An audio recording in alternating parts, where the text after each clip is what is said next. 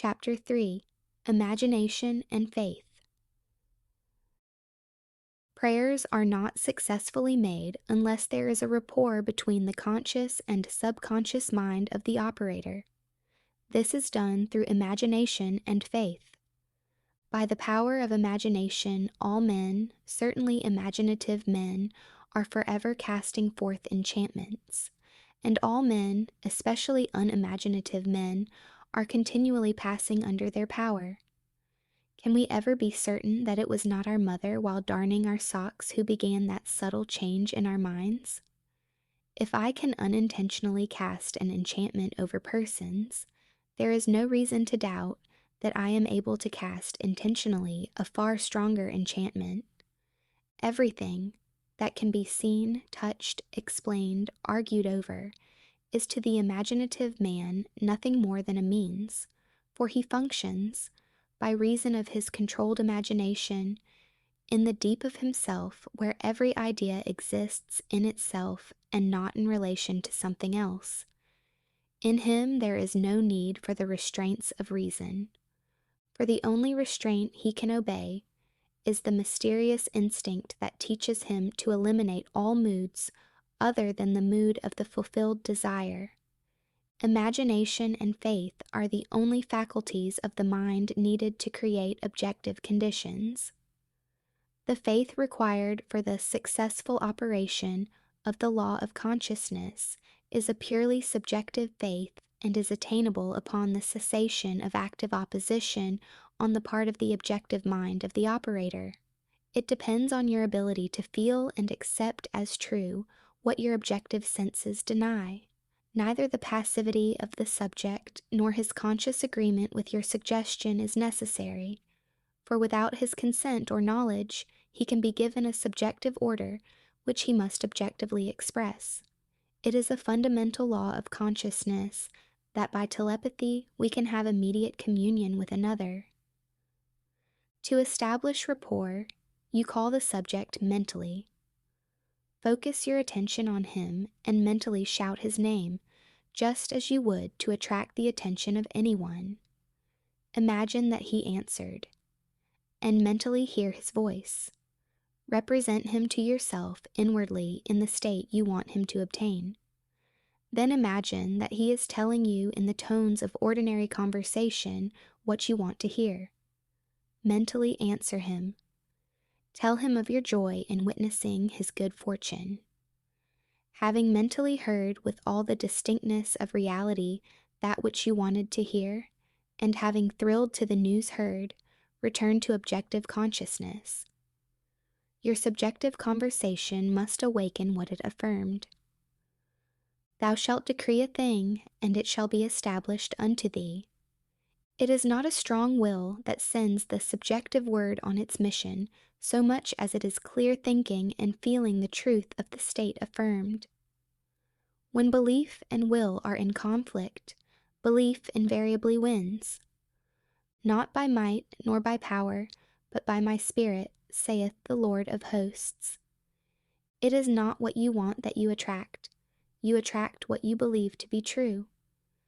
Therefore, get into the spirit of these mental conversations and give them the same degree of reality that you would a telephone conversation. If thou canst believe, all things are possible to him that believeth.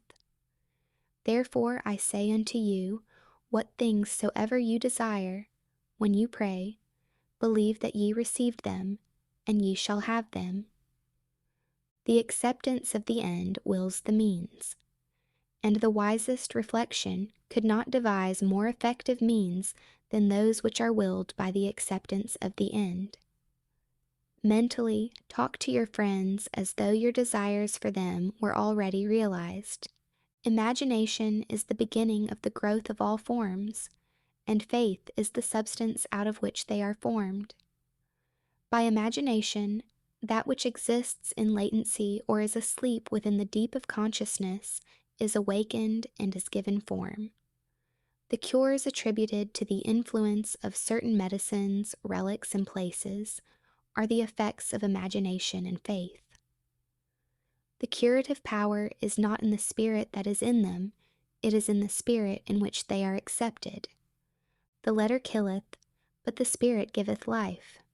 The subjective mind is completely controlled by suggestion, so whether the object of your faith be true or false, you will get the same results.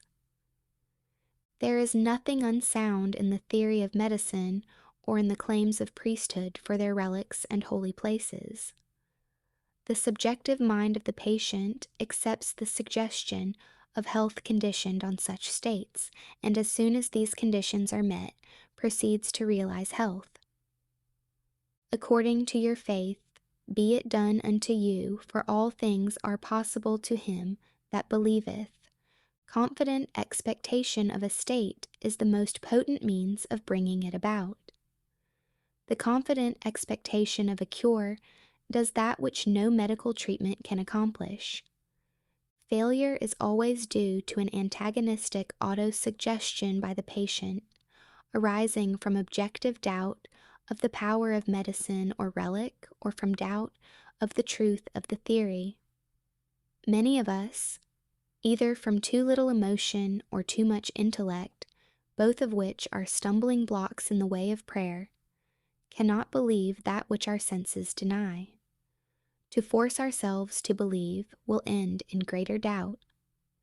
To avoid such counter-suggestions, the patient should be unaware, objectively, of the suggestions which are made to him. The most effective method of healing or influencing the behavior of others consists in what is known as the silent or absent treatment. When the subject is unaware, objectively, of the suggestion given him, there is no possibility of him setting up an antagonistic belief. It is not necessary that the patient know objectively that anything is being done for him. From what is known of the subjective and objective processes of reasoning, it is better that he should not know objectively of that which is being done for him. The more completely the objective mind is kept in ignorance of the suggestion, the better will the subjective mind perform its functions. The subject subconsciously accepts the suggestion and thinks he originates it, proving the truth of Spinoza's dictum that we know not the causes that determine our actions. The subconscious mind is the universal conductor which the operator modifies with his thoughts and feelings. Visible states are either the vibratory effects of subconscious vibrations within you, or they are vibratory causes of the corresponding vibrations within you. A disciplined man never permits them to be causes unless they awaken in him the desirable states of consciousness. With a knowledge of the law of reversibility, the disciplined man transforms his world by imagining and feeling only what is lovely and of good report. The beautiful idea he awakens within himself shall not fail to arouse its affinity in others. He knows the Savior of the world is not a man, but the manifestation that would save. The sick man's Savior is health, the hungry man's is food, the thirsty man's Savior is water. He walks in the company of the Savior by assuming the feeling of his wish fulfilled. By the law of reversibility, that all transformations of force are reversible, the energy or feeling awakened transforms itself into the state imagined.